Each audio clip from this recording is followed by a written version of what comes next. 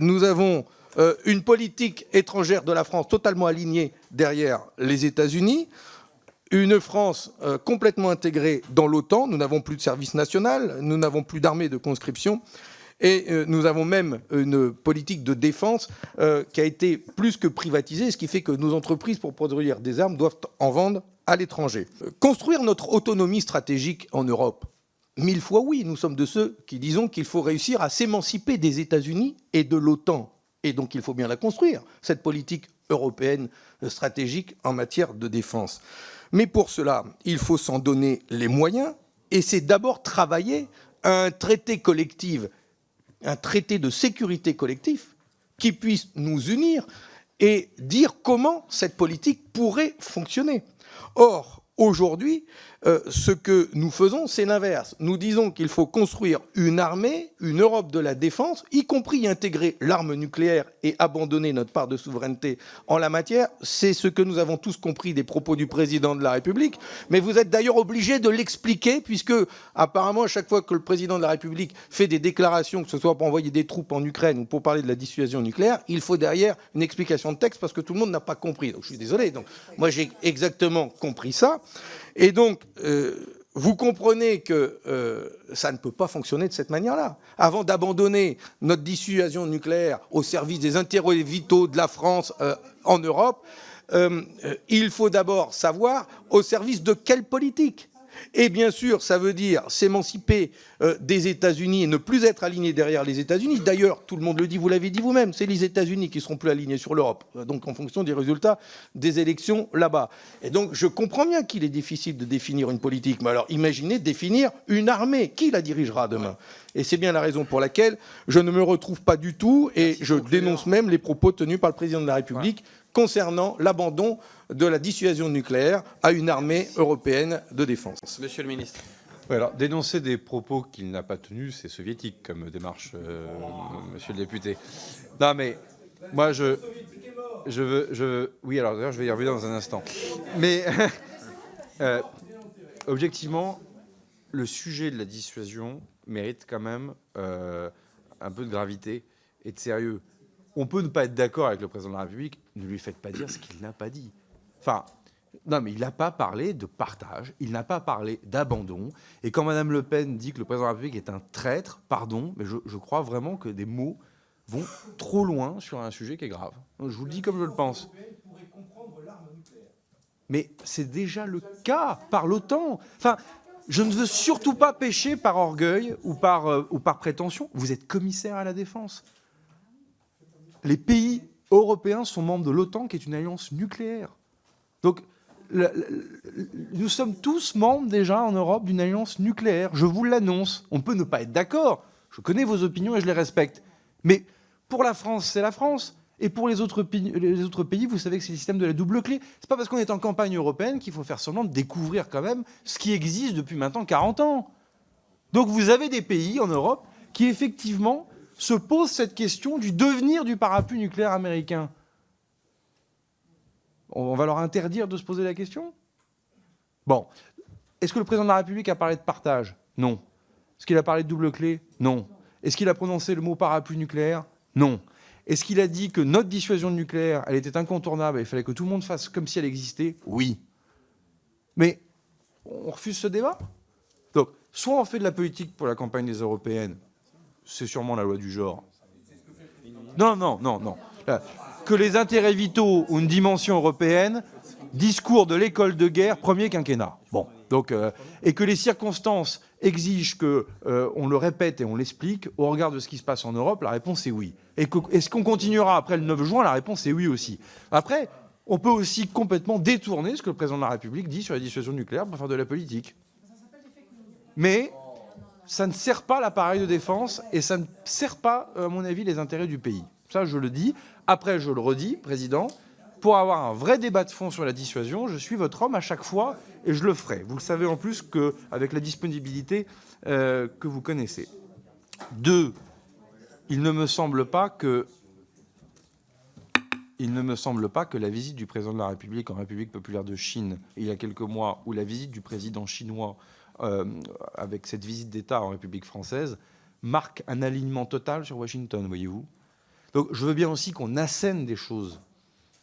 Mais vous ne pouvez pas dire que la diplomatie française est alignée à 100% sur Washington. Ce n'est pas vrai. On vient tout juste de raccompagner le président chinois à l'aéroport. Non mais, faut quand même... On peut ne pas être d'accord entre nous, surtout en campagne. Mais ne pas voir que, pour le coup, tous derrière le président de la République, non pas parce qu'on l'aime bien ou qu'on l'aime pas, parce qu'on a voté pour lui ou pas voté pour lui, mais de voir que quand même, il y a des efforts diplomatiques plus que importants qui sont faits précisément pour créer la troisième voie et ne pas être dans une logique de bloc contre bloc, c'est exactement ce que tout le monde nous reconnaît. J'étais encore au Vietnam pour ce que vous avez rappelé, des contacts réguliers avec l'Indonésie, si on parle que de l'Indo-Pacifique, si on parle sous le contrôle de la députée Jeunté qui rentre de Singapour, c'est précisément ce que voient ces pays. C'est que la diplomatie française fait justement cet effort de garder justement cet équilibre-là. Alors après, vous pouvez nous dire, ça va pas assez loin, c'est pas... Ça, c'est différent. Mais on peut pas dire qu'on est 100% aligné sur Washington. C'est pas vrai. Enfin, je veux dire... Et d'ailleurs... Ça serait vrai que ce ne serait pas forcément très grave, même si je ne serais pas d'accord avec ça, comme vous le savez, vous avez rappelé mon gaullisme, mais en plus, ce n'est pas vrai. Donc, je pense que là-dessus, il faut se dire un peu les choses avec beaucoup de sérieux. 3, vous parlez de la privatisation de notre industrie de défense, ce qui l'amènerait à exporter. Bon, il se trouve que les arsenaux d'Union soviétique exportaient beaucoup d'armes, monsieur le député. Donc, on voit bien que le rapport entre l'export et la privatisation, comme vous dites, n'est pas forcément bien lié. Et surtout, en plus... Comme vous le savez, nos exportations d'armes obéissent à des règles très strictes. Et oui, effectivement, elles participent à notre souveraineté. On ne peut pas dire d'un côté, on veut dépendre de personne, et quand il faut être 100% autonome, précisément, il faut vendre des armes à l'étranger, et dire, ah ben non, il ne faut pas non plus en vendre. Ou alors, ça veut dire que vous souhaitez tripler encore le budget des armées, dans une logique d'arsenal, dans lequel, au fond, on entretiendrait des chaînes de montage uniquement pour acheter de ce dont nous aurions besoin, mais pas plus. C'est donc pas 413 milliards d'euros qu'il faudrait, mais 1000 milliards ou 1500 milliards d'euros pour nos armées. Alors, ce qui peut être une proposition intéressante du Parti communiste français, triplons le budget des armées, ça serait un peu étonnant, mais enfin, en tout cas, pourquoi pas. Et j'ai entendu votre propos sur le service militaire. Sur le service militaire, enfin, on a déjà eu ces débats plusieurs fois sur la professionnalisation. Au moins, vous êtes cohérent, vous êtes contre la dissuasion nucléaire. Dès lors que vous êtes contre la dissuasion nucléaire, vous voulez donc une logique de dissuasion conventionnelle. Ça veut donc dire qu'il nous faudrait 2000 chars. Ça veut dire qu'il faut garder une armée de conscrits pour avoir 1 million, 2 millions, 3 millions d'hommes pour pouvoir les masser le long de la frontière. Mais c'est plus le même modèle d'armée. En tout cas, c'est pas le mien. Voilà. Mais ça aussi, on peut avoir le débat parce qu'il est le corollaire. Non mais vous voyez, enfin, monsieur le député, monsieur le premier secrétaire en l'espèce, monsieur le premier secrétaire. Vous êtes là en train de parler comme un chef de parti en campagne et pas comme un commissaire à la défense. Vous le savez bien, parce que comme commissaire à la défense, vous savez très bien que nos capacités expéditionnaires n'ont rien à voir avec le service militaire et ne sont pas antinomiques avec la professionnalisation. Après, il est 18h20, on ne va pas se lancer dans ce débat. Merci, monsieur le ministre. Effectivement, le décalage subi de l'ordre démarrage et le temps des échanges nous contraignent fortement puisqu'il nous reste une dizaine de minutes et malheureusement, j'avais été saisi de 18 questions. En tout cas, heureusement, mais je ne pourrais pas tous les traiter. Donc je vous propose de traiter une dizaine d'entre elles avec un temps maximum de 1 minute et nous vous reverrons le mois prochain. Et malheureusement, nous n'aurons qu'un mot de conclusion du ministre. Pour le groupe La France Insoumise, la parole est à Aurélien Saint-Toul. Merci Monsieur le Président, merci Monsieur le Ministre. Je considère qu'il y a un piège. Vous allez me faire utiliser la totalité de mon temps de parole pour me greffer sur un débat que je ne voulais pas avoir aujourd'hui, mais je ne peux pas ne pas y prendre part. D'abord, vous évoquez la dimension européenne. Je ne conteste pas le fond, je conteste l'opportunité de le dire, si bien que je ne me prononcerai pas. Et vous dites que le Président s'inscrit dans la tradition gaullienne. La réalité est autre, c'est que le point de vue de De Gaulle est à partir de la France. Il juge des approches. Et votre point de vue est à partir de l'Europe. Et il est différent. D'ailleurs, le président de la République en Suède parle de la responsabilité que le fait de disposer de la dissuasion nucléaire ouvre à l'égard des autres Européens. Eh bien, c'est faux, puisque c'est contradictoire avec la notion d'intérêts vitaux. Les intérêts vitaux ne sont pas à considérer en fonction des autres ou selon la responsabilité qu'on a à l'égard des autres. Et donc vous voyez qu'il y a un bouger, si vous voulez, dans la doctrine. Il est subtil, mais il est réel. Et vous l'avez dit vous-même, nous sommes dans un contexte de campagne européenne, et il est évident que si Emmanuel Macron, aujourd'hui, opère ce bouger, c'est parce qu'il cherche à consolider ses relations, probablement avec les centristes d'Europe de l'Est, afin d'avoir un groupe majoritaire, peut-être, au Parlement européen. Voilà ce que, au moins, on pouvait dire sur le sujet. Vous avez raison de dire qu'il y a des sujets à discuter avec nos partenaires. Il est clair que quand certains lancent des projets de bouclier anti-aérien et que nous n'en sommes pas, il y a une question pour nous, et c'est un débat qui mérite d'être mené sérieusement et même éventuellement discrètement. Donc je ne vous en tiens pas rigueur. Pour le reste, et pour répondre à un aspect du sujet de la défense globale, je crois que la défense globale, elle est prise en compte sérieusement aussi si on fait respecter strictement la légalité, la constitutionnalité et le droit international. Et je voulais vous interroger spécifiquement sur la question de notre intervention militaire au-dessus du ciel, dans le ciel jordanien. Je vous ai écrit à ce sujet, mais vous avez eu des propos publics et une lettre qui sont relativement contradictoires, donc je vais vous demander des précisions. Donc, dans la nuit du 13 au 14 avril, l'Iran attaque Israël et les armées françaises procèdent à la destruction de certains objectifs ou de certains projectiles, je ne connais pas exactement la nature, peut-être que vous préciserez, qui survolent, semble-t-il, enfin qui survolent le ciel, le territoire jordanien. Le cadre international est celui d'un accord passé avec la Jordanie qui précise explicitement que les armées françaises n'ont pas à opérer, ni à planifier, ni à opérer d'opérations de maintien de la sécurité, de l'ordre public ou de la souveraineté. Il est clair que si on est dans le cadre d'une opération de police du ciel, alors on a violé cet accord qui prévoit néanmoins que... Vous ne pouvez pas me faire ça, Monsieur le Président. Le groupe Rassemblement National s'est exprimé longuement sur la dissuasion. Autorisez-moi de continuer, s'il vous plaît. Et donc, l'accord prévoit que, sauf avis contraire des autorités jordaniennes, la France ne peut pas participer à une opération de police du ciel. Je pense que vous serez d'accord avec cet aspect. Dans ce cas, il est clair que pour que la France intervienne, il fallait un accord des Jordaniens. Vous nous dites qu'il a été donné. J'aimerais que vous puissiez le produire, cet accord, parce qu'il y a un doute. Et si il existe cet accord, alors c'est bien l'article 35 de la Constitution qui doit être mis en œuvre, parce que on n'est pas là dans la continuité de la simple continuité de l'opération Chamal. Donc je vous demande de rentrer dans le détail et de nous préciser si l'Iran a pris des mesures de déconfliction. Je vais couper à 4 minutes. Qui nous permettaient de savoir si nos propres bases étaient ou non ciblées, si la Constitution a été précisément respectée. Très bien. Très bien. Très bien, Monsieur le Ministre. Je pense que tout le monde a bien compris la question, Monsieur le Ministre. Merci beaucoup. Moi, j'ai reçu un ordre du jour pour ma convocation et pour ma... Ah bon, c'est un peu du... C'est du Georges Marchais, Monsieur Roussel. Vous venez avec vos questions, je viens avec mes réponses. Bon.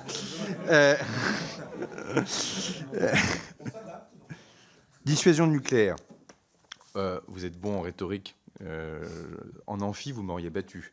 Et en syndicalisme d'amphi, encore plus, je pense. C'est de la rhétorique quand vous dites le général de Gaulle repartait de la France et nous, on repartirait de l'Europe. C'est pas vrai. Enfin... Vous l'avez dit vous-même, on parle d'approche. C'est la même chose. Alors après, vous ne changerez pas nos voisins, vous ne changerez pas la géographie, vous ne changerez pas nos voisins immédiats, puis vous ne changerez surtout pas le voisin de nos voisins immédiats. Bon, donc après, on peut faire de la rhétorique dans tous les sens. Mais je serais heureux d'ailleurs, dans un ordre du jour que peut-être on pourra respecter une fois prochaine, peut-être d'ailleurs sur quelque chose de pas retransmis, c'est vous qui le déciderez, mais d'avoir un débat plus libre de parole avec vous, pour moi, sans retransmission, en faisant aussi un petit tour d'horizon des différentes options que certaines capitales veulent entreprendre en matière justement de dissuasion conventionnelle, d'articulation, de comment certaines capitales interprètent aussi ce qui se passe, évidemment, pendant la campagne américaine, et si l'article 5 de l'OTAN ne fonctionnait plus. On revient sur notre débat sur l'OTAN, etc. Et je pense qu'il est clé parce que après, je vois bien, il y a des postures politiques et autres, mais si on va sur le fond, c'est quoi les grands changements depuis le vote de la LPM ? Il y a plein de choses qui n'ont pas changé, objectivement, qui confortent même plutôt nos débats, quelles que soient nos opinions. S'il y a bien quelque chose qui est en train de changer, c'est le rapport de chaque pays européen à l'OTAN en fonction de ce qui peut se passer à Washington au mois de novembre prochain. Ça, pour le coup, c'est ça et le Proche-Orient, encore que le conflit israélo-palestinien, il est ancien. Mais ce que nous connaissons actuellement au Proche et au Moyen-Orient, y compris dans cette dimension maritime, j'en parlais tout à l'heure, là, pour le coup, on en a peu parlé pendant la programmation militaire. Ce sont les 2 grands événements importants. Donc, moi, je suis prêt à avoir ce débat, une fois de plus, comme on l'a fait sur notre dissuasion nucléaire pendant la programmation militaire, très vite en montrant bien, de toute façon, qu'il n'y a pas de gros bouger, c'est le mot qu'on puisse dire, sur le format, sur les composantes, etc., et donc aussi sur la doctrine. C'est juste qu'à un moment donné, ça repose une question qui, en général, n'intéresse pas le grand public, mais qui, j'espère, intéressera les commissaires à la défense, c'est l'articulation entre le conventionnel et le nucléaire. Parce qu'en plus, ce n'est pas sans intérêt pour interroger les seuils. Et ça, je trouve que c'est bien qu'on ait le débat avec nos partenaires et voisins. Je n'ai pas de doute là-dessus. Enfin, c'est notre intérêt, et j'espère vous rallier collectivement à ça, c'est notre intérêt à nous, Français, que d'avoir un débat de clarté avec nos voisins sur le sujet, pour être très clair. Après, on pourra y revenir de manière plus évidente dans un format plus protégé. Sur alors, défense globale et Jordanie, si je comprends bien, mais après, je me dérobe d'aucune question. Vous avez une base aérienne en Jordanie qui s'appelle la base aérienne H5, qui est une base qui est issue de l'opération Chamal, c'est-à-dire qu'elle a été créée, positionnée pour ce faire, pour monter un certain nombre d'opérations, notamment évidemment contre Daesh, en Syrie et en Irak. Vous avez donc des avions de chasse qui sont prépositionnés sur cette base aérienne, qui effectuent des missions dans le ciel de du théâtre de la coalition, Inherent Reserve de manière globale avec nos alliés, Chamal pour nous Français. Chamal, autorisé par le Parlement, c'était Jean-Yves Le Drian, je crois, à l'époque ministre de la Défense, et de nouveau autorisé par le Parlement en vertu de l'article 35 de la Constitution. Il se trouve qu'on n'en dit pas trop pour des raisons de discrétion, parce que aussi les Jordaniens nous demandent cette discrétion, mais ça me permet de le dire de manière officielle ici en commission de la Défense, les interceptions, très minimes d'ailleurs en nombre, que l'armée française a pu réaliser cette nuit-là, sont des interceptions en approche de grande proximité de la base H5. Donc, nous étions dans un cas strict de légitime défense. Strict. En clair, c'était un drone, pour être précis. Le cas, en tout cas, qui me vient à l'esprit, je n'entrerai pas dans tous les détails ici, mais véritablement en proximité de la base aérienne H5, et que ça s'est fait avec l'autorisation des Jordaniens. Et en fait, ça renvoie à un régime plus global de la sécurité de nos emprises. C'est que là où, comme vous le savez, vous avez des bases, vous avez par définition des protocoles de protection de celles-ci en légitime défense, et c'est ce qui s'est fait. Alors après, un porte-parole de Tsahal, le lendemain, a remercié la France de ce concours, ce qui a dû évidemment créer une émotion chez vous, et de manière peut-être plus globale, un doute ou des questions, ce que je peux néanmoins respecter, et que, de fait,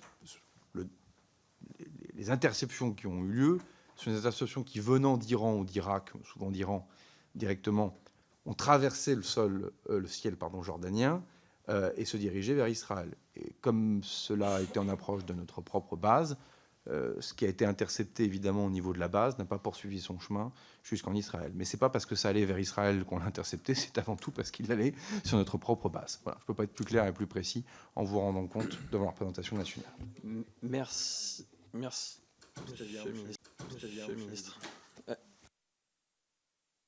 La question était un peu plus précise. Est-ce qu'il y a eu des mesures de déconfliction, c'est-à-dire des signaux envoyés ou des messages envoyés par des canaux moins informels qui laissaient penser que la base n'aurait pas pu être ciblée? Ça, vous comprendrez bien que je ne peux pas répondre à cette question ici. Merci, monsieur le ministre.